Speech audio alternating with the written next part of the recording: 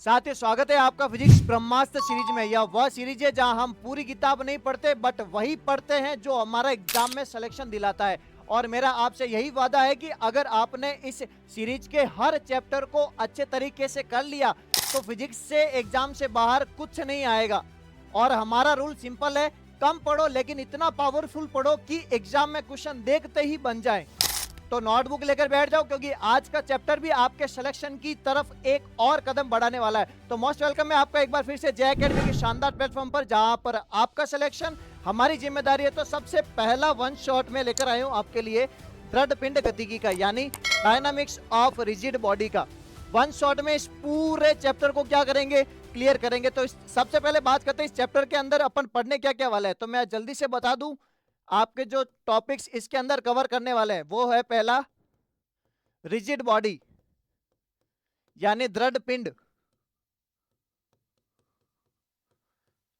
फिर पढ़ेंगे बल जड़त्व आगुण यानी मोमेंट ऑफ इनर्शिया, फिर पढ़ेंगे बल आगुण, फिर पढ़ेंगे कोणीय संवेग संरक्षण,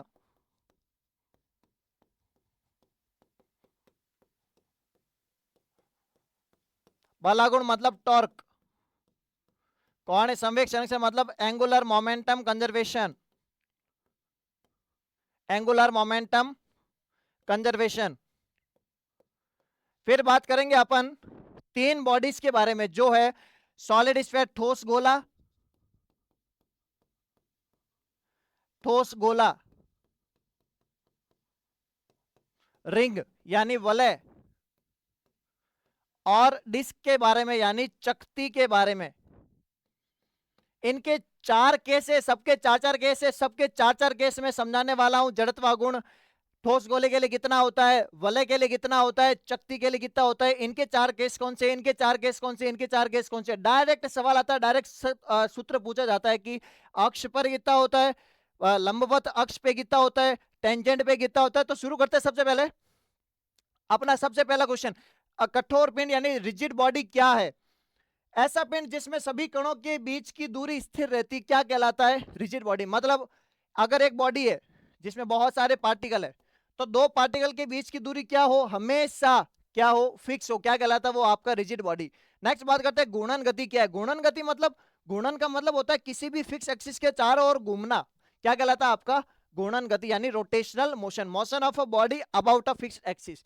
नेक्स्ट बात करते हैं कोणीय विस्थापन। कोणीय विस्थापन को सबसे पहले रिप्रेजेंट करते हैं थीटा से। ये होता है घूर्णन में कोण का विस्थापन, घूमते घूमते इस पॉइंट से उस पॉइंट तक कितना कोण में परिवर्तन हुआ है, इसको रिप्रेजेंट करते हैं थीटा से। एंगुलर डिस्प्लेसमेंट, इस टर्म को याद करना, धीरे धीरे मैं लेवल बढ़ाऊंगा, लेवल बढ़ाते बढ़ाते जड़त्व आघूर्ण पे आऊंगा।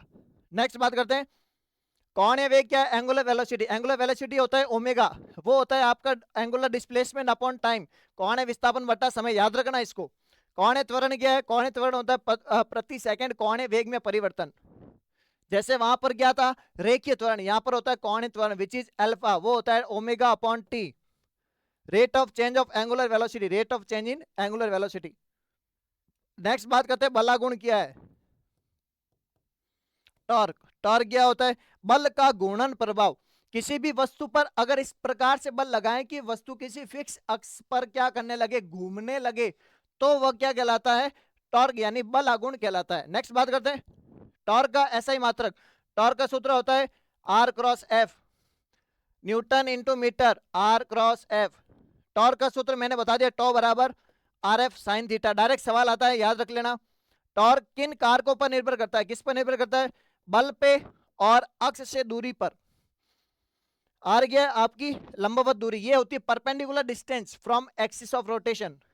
नेक्स्ट बात करते हैं जड़त्व आघूर्ण क्या होता है, मोमेंट ऑफ इनर्शिया, घूर्णन के प्रति पिंड का जड़त्व, घूमना चाहता है बट पहले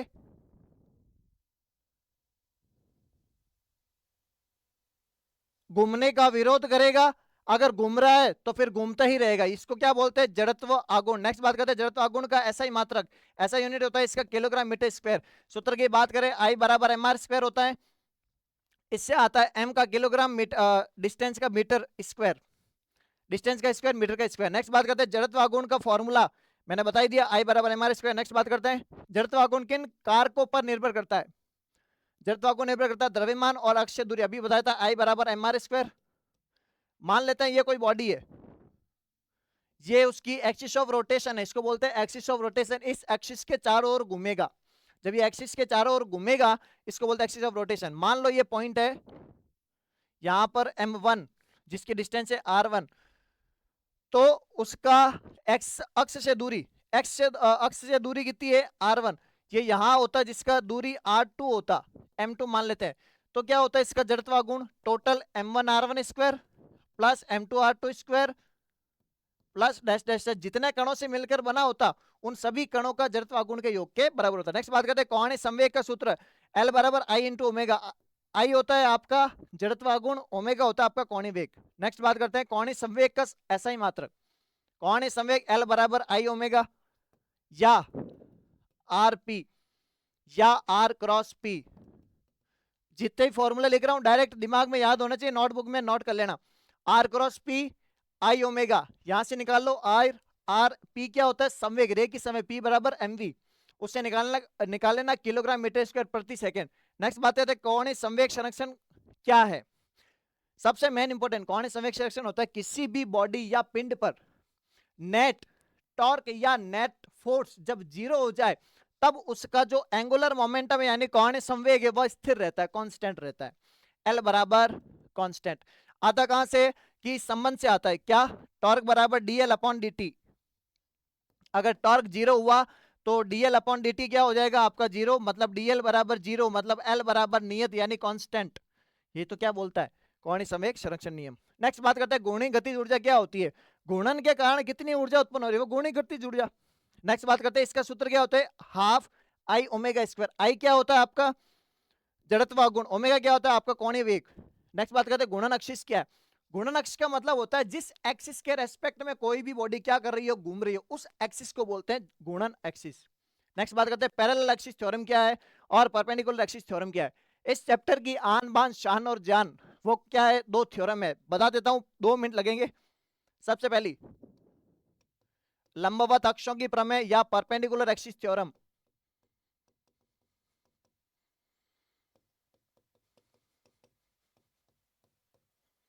लंबवत अक्षों की प्रमेय। नेक्स्ट है आपका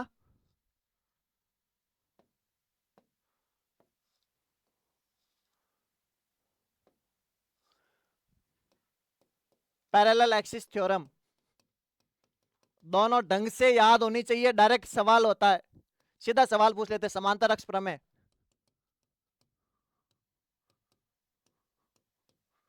लंबवत अक्ष प्रमेय क्या होता है, तीन अक्ष से जो म्यूचुअली परपेंडिकुलर है, आई इसको मान लेते हैं आई वाई, आई एक्स इसको मान लेते हैं आई जेड। तो दो एक्सिस अगर किसी समतल में हो यानी तल में हो, दो एक्सिस अगर तल में हो तो दोनों एक्सिस के परपेंडिकुलर वाली जो एक्सिस होगा उसका जड़त्व आघूर्ण यानी मोमेंट ऑफ इनर्शिया मान लेते हैं आई जेड। तो जो तल में है दो एक्सिस उनके जड़त्व आघूर्ण के योग के बराबर होता है आई एक्स प्लस आई वाई। ये तो होता है इन दोनों के परपेंडिकुलर वाला।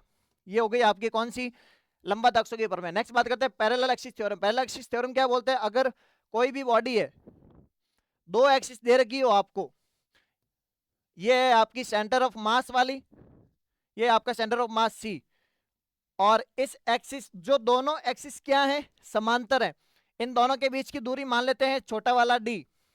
इसके रेस्पेक्ट में अगर आपको मोमेंट ऑफ इनर्शिया पता करना हो जो क्या हो, दो आपस में समांतर हो यानी पैरेलल हो, तो इसका मोमेंट ऑफ इनर्शिया यानी जड़त्व आघूर्ण जो होगा वो सेंटर ऑफ मास से गुजरने वाला, सेंटर ऑफ मास से गुजरने वाले एक्सिस का जड़त्व आघूर्ण यानी moment of inertia plus total body का मास इनटू दोनों के बीच की दूरी के स्क्वायर के सम के बराबर होती है। दोनों टर्म्स याद कर लेना, दोनों टर्म्स। डायरेक्ट सवाल आता है। नेक्स्ट बात करते हैं रिंग का मोमेंट ऑफ इनर्शिया क्या है। रिंग क्या होती है, वलय। वलय मतलब जो मेरे हाथ में ये कड़ा पहना हुआ है, आप कड़ा देख रहे हो, ये कड़ा जो है आपका वो वलय यानी रिंग है।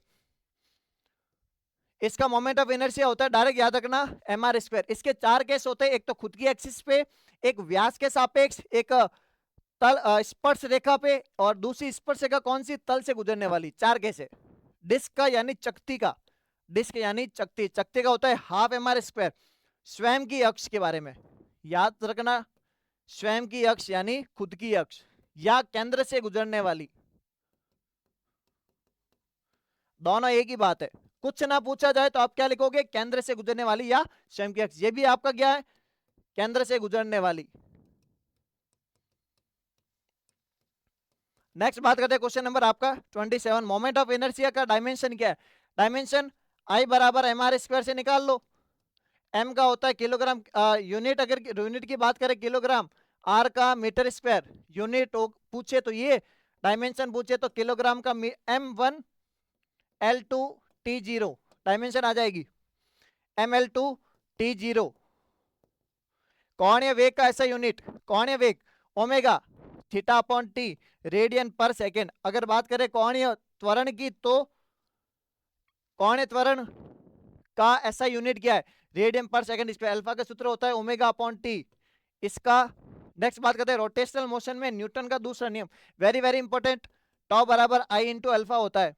डायरेक्ट सूत्र पूछा जाता है क्या, जड़त्व गुण का बल आघूर्ण से संबंध क्या है, टॉ बराबर आई अल्फा। नेक्स्ट बात करते हैं कोणीय संवेग संरक्षण का नियम क्या है, अभी बताया क्या, अगर किसी भी निकाय या बाह्य किसी भी पिंड पर या बॉडी पर एक्सटर्नल टॉर्क या फोर्स जीरो हो तो उसका जो मोमेंटम होगा कौन सा, एंगुलर मोमेंटम, वो क्या रहेगा, कंजर्व रहेगा।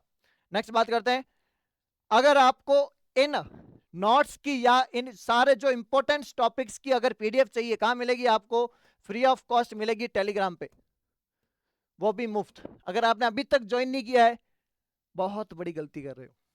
डेली के डेली मॉक टेस्ट अपलोड हो रहे हैं, model paper, important formula sheet, सारा का सारा मटेरियल, सारा का सारा मटेरियल मेरे को बता दो राजस्थान में अगर कोई ऐसा फ्री में कंटेंट उपलब्ध करवा रहा है तो, फ्री ऑफ कॉस्ट है, जल्दी जाइए ज्वाइन कीजिए। नेक्स्ट बात करते हैं कोणीय संवेग संरक्षण का गणितीय रूप। कोणीय संवेग संरक्षण का गणितीय रूप समझने से पहले नियम क्या होता है, आई ओमेगा बराबर नियत। गणितीय रूप अगर इसको लिखना चाहे तो I1 ओमेगा 1 बराबर I2 ओमेगा 2 होता है। नेक्स्ट बात करते हैं स्कैटर अपने हाथ समेटता है क्यों। स्कैटर क्या होता है, सुनना, वो जो घूर्णन एक चक्री होती है और वो घूमता है ऐसा पकड़ के, जब वो अपने हाथ समेटता है तो उसकी स्पीड बढ़ जाती है। क्यों समेटता क्या है, क्योंकि मोमेंट ऑफ इनर्शिया जड़त्व आघूर्ण कम हो जाता है ताकि उसकी कोणीय वेग क्या हो जाए, बढ़ जाए। कोणीय वेग को बढ़ाने के लिए क्या करता है, वो हाथों को समेटता है। नेक्स्ट बात करते हैं ग्रहों की गति में कौन सा सिद्धांत लागू होता है, कंजर्वेशन ऑफ एंगुलर मोमेंटम यानी कोणीय संवेग संरक्षण। नेक्स्ट बात करते हैं पतली रिंग का जड़त्व आघूर्ण उसके केंद्र अक्ष के बारे में क्या है।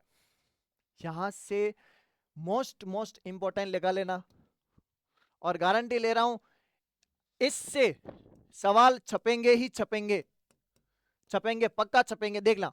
सबसे पहले बात करते हैं रिंग यानी वलय की। वलय जो ये मेरे हाथ में कड़ा पहना हुआ है वो वाला, इसकी खुद की एक्सिस पर, मतलब ये वलय है, इसकी एक्सिस पर कितना होता है एम आर स्क्वायर, डायरेक्ट याद करो। दूसरा केस होता है इसके व्यास पर, व्यास पर दो व्यास होते हैं, आधा कर दो डायरेक्ट, आधा एम आर स्क्वायर। भले रिंग हो भले डिस्क हो, आधा करना है, आधा किया आधा हो गया। कैसे होता अगर पता करना है, ये रिंग, ये व्यास का लेना है ना, ये रहे मेरे व्यास दो, ये आई एक्स आई वाई, आई एक्स आई वाई। समांतर एक्सिस थ्योरम लगाए या परपेंडिकुलर एक्सिस थ्योरम लगाए, परपेंडिकुलर एक्सिस थ्योरम लगाए, जो एक तो बाहर एक्सिस आ रही है, ये दो तल में है, तो आई जेड बराबर आई एक्स प्लस आई वाई, ये दोनों बराबर होते हैं, 2 लिख दूं इनको, आई जेड का मान कितना है, जो परपेंडिकुलर एक्सिस जाता है एम आर स्क्वायर, तो एम आर स्क्वायर बराबर 2 तो आई एक्स बराबर हाफ एम आर स्क्वायर, ये तो बोला था क्या होता है आधा। डिस्क के बारे में भी यही होगा, बार बार नहीं बताऊंगा। Next half M R square. Next बात करते हैं रिंग का मोमेंट ऑफ इनर्शिया। स्पर्श रेखा के बारे में क्या है, अब देखो स्पर्श रेखा भी दो टाइप की होती है, एक तो ये वलय, वलय के एक तो ये वलय और इसके जस्ट टच करके जाती है, एक जाती है परपेंडिकुलर वाली, ये मेरे अगर हाथ में कड़ा अगर आप देख पा रहे हो तो मैं इसको अगर सेट करूं तो देखना, ढंग से देखना, ये दिख पा रहा है, एक तो ये होगी जो परपेंडिकुलर है, और एक होगी स्पर्श रेखा ये, एक तो ये, एक ये। जो लंबवत होगी उसका जड़त्व आगुण होगा आपका डबल एम आर स्क्वायर, और जो क्या हो टेंजेंट के तल में हो, तल वाले की होगी 3/2 एम आर स्क्वायर। नेक्स्ट बात करते हैं ठोस डिस्क यानी चकती का केंद्र अक्ष पर कितना होता है, half M R square. Ring यानी वलय का कितना था, एम आर स्क्वायर। चकती का कितना, हाफ एम आर स्क्वायर। अगर चकती के व्यास पर बात करूं तो इसका आधा, आधा एम आर स्क्वायर का भी आधा 1/4 एम आर स्क्वायर ये रहा। व्यास की बात करें तो इनिशियल से आधा। नेक्स्ट बात करते हैं ठोस डिस्क का जड़त्व आगुण स्पर्श रेखा के बारे में। ये होती है लंबवत, लंबवत स्पर्श रेखा। परपेंडिकुलर, परपेंडिकुलर टेंजेंट, उसका जो मोमेंट ऑफ एनर्जी होता है वो 3/2 एम आर स्क्वायर होता है। लगाना चाहते हो क्या लगाओगे, पैरेलल एक्सिस थ्योरम। परपेंडिकुलर ये लगाओ, दिख रहा है, एक तो ये है परपेंडिकुलर, एक तो ये एक्सिस और ये खुद के केंद्र से गुजरने वाली, दोनों दोनों पैरेलल है। पैरेलल एक्सिस थ्योरम लगाओगे 5/4 एम आर स्क्वायर आएगा। नेक्स्ट उसके ठोस गोले का कितना होगा, ठोस गोले का सबसे इंपॉर्टेंट है, ठोस गोले का होता है 2/5 एम आर स्क्वायर। नेक्स्ट ठोस गोले का जड़त्व आगुण स्पर्श रेखा के बारे में कितना होता है, 7/5 एम आर स्क्वायर। नेक्स्ट बात करते हैं खोखले गोले का जड़त्व आगुण उसके केंद्र के बारे, केंद्र अक्ष के बारे में क्या है, 2/3 एम आर स्क्वायर। अगर ठोस गोला हो तो 2/5, खोखला गोला हो तो 2/3। नेक्स्ट बात करते हैं खोखले गोले का जड़त्व आगुण लंबवत स्पर्श रेखा के बारे में कितना होगा, लंबवत स्पर्श रेखा कितना होगा sir, 5/3 M R square. Next बात करते हैं टॉर्क किसका गुणनफल है। टॉर्क का जो सूत्र होता है वो होता है बल इंटू लंबवत दूरी, फोर्स इंटू परपेंडिकुलर डिस्टेंस। अभी फॉर्मूला बताता है टॉ बराबर आर क्रॉस एफ। कभी कभी डायरेक्ट सूत्र पूछ लिया जाता है कि टॉर्क बराबर आर क्रॉस एफ होता है या एफ क्रॉस आर होता है। बच्चों के कंफ्यूजन इसी से आते हैं, एफ क्रॉस आर था कि आर क्रॉस एफ था, आर क्रॉस एफ। नेक्स्ट अक्ष से दूरी बढ़ने पर टॉर्क यानी बलागुण पर क्या प्रभाव पड़ेगा, दूरी बढ़ी तो टॉर्क भी बढ़ेगा। जड़त्वागुण अधिक होने पर गुणन कैसा होता है, गुणन जड़त्वागुण अधिक हुआ तो गुणन कैसा होगा, गुणन कठिन हो जाएगा, क्या हो जाएगा, हार्ड हो जाएगा। नेक्स्ट कोणीय त्वरण का सूत्र क्या है, अभी बताया था ओमेगा अपॉन टी या D omega upon D T. ये थे आपके वन शॉट किसके लिए, दृढ़ पिंड गति की यानी रिजिड बॉडी डायनामिक्स के लिए। अगर ये पूरा वन शॉट का लेक्चर अगर आपको पसंद आया हो तो जल्दी से जाके कमेंट करना क्या अब की बार 300 पार। अगर आपको ये सीरीज पसंद आ रही हो तो अगर आपको चैप्टर सेकंड भी चाहिए थर्मोडायनामिक्स का तो जल्दी जाइए कमेंट कीजिए सीरीज नंबर 2 थर्मोडायनामिक्स। और हमारे टीम की मेहनत आपको पसंद आ रही हो तो चैनल को सक्सेस क्राइसिस जरूर करें। मिलते हैं किसी नेक्स्ट वीडियो में ब्रह्मास्त्र सीरीज नंबर 2 जिसका नाम है थर्मोडायनामिक्स। तब तक पढ़ाई करते रहिए, धन्यवाद।